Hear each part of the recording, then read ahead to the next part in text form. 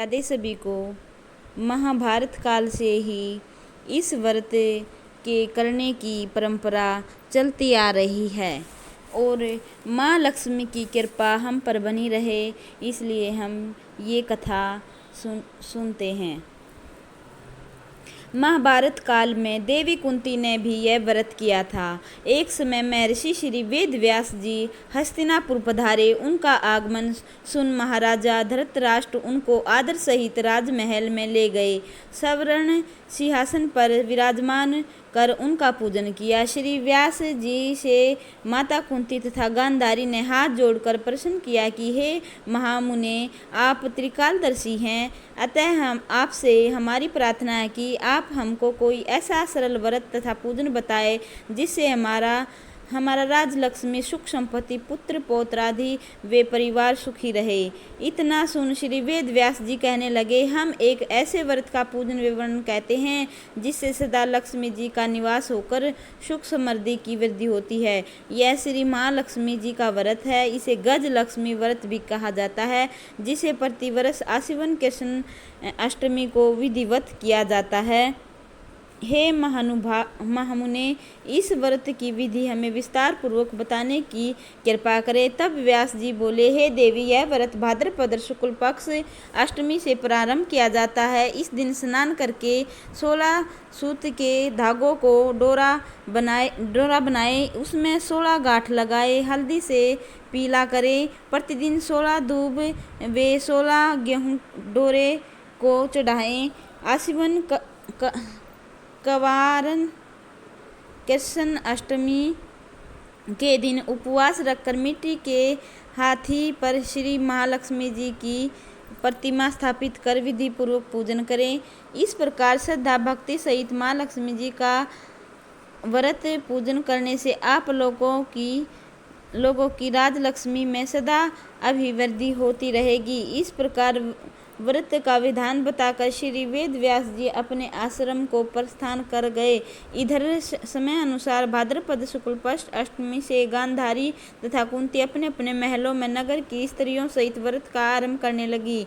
इस प्रकार 15 दिन बीत गए। 16वें दिन आश्विन कृष्ण अष्टमी के दिन गांधारी ने नगर की सभी प्रतिष्ठित महिलाओं को पूजन के लिए अपने महल में बुला लिया।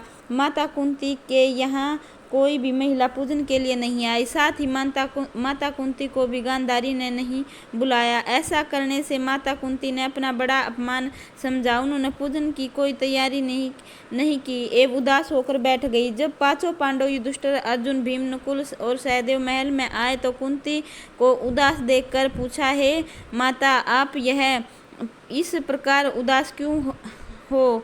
आपने पूजन की तैयारी क्यों नहीं की? तब माता कुंती ने कहा, हे पुत्र, आज महालक्ष्मी गजलक्ष्मी जी के व्रत का उत्सव गांधारी के महल में मनाया जा रहा है। उन्होंने नगर की समस्त महिलाओं को बुलाया और उसके 100 पुत्रों ने मिट्टी का एक विशाल हाथी बनाया, जिस कारण सभी महिलाएं उस बड़े हाथी का पूजन करने के लिए गांधारी के यहाँ चली गई, लेकिन मेरे यहाँ नहीं आई। यह सुनकर अर्जुन ने कहा, हे माता, आप पूजन की तैयारी करें और नगर में बुलावा लगवा दे कि हमारे यहाँ स्वर्ग के ऐरावत हाथी की पूजा होगी। इधर माता कुंती ने नगर में ढिंढोरा पिटवा दिया और पूजा की विशाल तैयारी होने लगी। उधर अर्जुन ने बाण के द्वारा स्वर्ग से ऐरावत हाथी को बुला लिया। इधर सारे नगर में जोर शोर मच गया। कुंती के महल में स्वर्ग से इंद्र का ऐरावत हाथी पृथ्वी पर उतार कर पूजा जाएगा। समाचार को सुनकर नगर के सभी नर नारी, बालक एवं वृद्धों की भीड़ एकत्रित होने लगी। उधर गांधारी के महल में हलचल मच गई।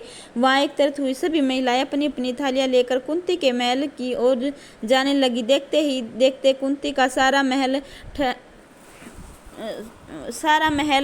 भर गया। माता कुंती ने ऐरावत को खड़ा करने हेतु अनेक रंगों के चौक पूर रखे थे और रेशमी वस्त्र बिछा रखे थे। नगरवासी स्वागत की तैयारी में पुष्पमाला, गुलाल, केसर हाथों में लिए खड़े थे। जब स्वर्ग से ऐरावत हाथी पृथ्वी पर उतरने लगा तो उसके आभूषणों की ध्वनि गूंजने लगी। ऐरावत के दर्शन होते ही जय जयकार के नारे लगने लगे। सायकाल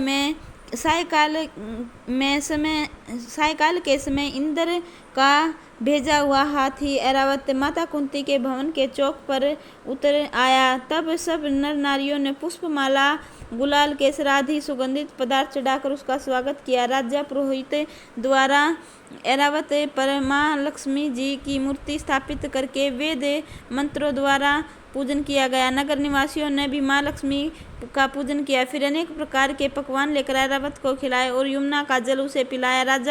राज्य पुरोहित द्वारा स्वस्तिक वाचन करके महिलाओं द्वारा माँ लक्ष्मी का पूजन कराया गया। 16 गांठों वाला डोरा लक्ष्मी जी को चढ़ाकर अपने अपने हाथों में बांध लिया। ब्राह्मणों को पूजा कराने के लिए दक्षिणा के रूप में आभूषण, वस्त्र आदि दिए गए। मधुर गीत गाए गए, कीर्तन किया गया, वे माँ लक्ष्मी का जागरण किया गया। दूसरे दिन प्रातः राजा पुरोहित द्वारा वेद मंत्र उच्चारण के साथ जलाशय में माँ लक्ष्मी जी की मूर्ति का विसर्जन किया गया। फिर ऐरावत को विदा कर इंद्रलोक को भेज दिया। इस प्रकार जो स्त्रियां श्री माँ लक्ष्मी जी का विधि पूर्वक व्रत वे पूजन करती हैं, उनके घर धन धान्य से पूर्ण रहते हैं और उनके घर माँ लक्ष्मी जी का सदा निवास रहता है। ऐसे ही माँ गजलक्ष्मी की कृपा सदा बनी रहती है। बोलिए माँ लक्ष्मी की जय हो।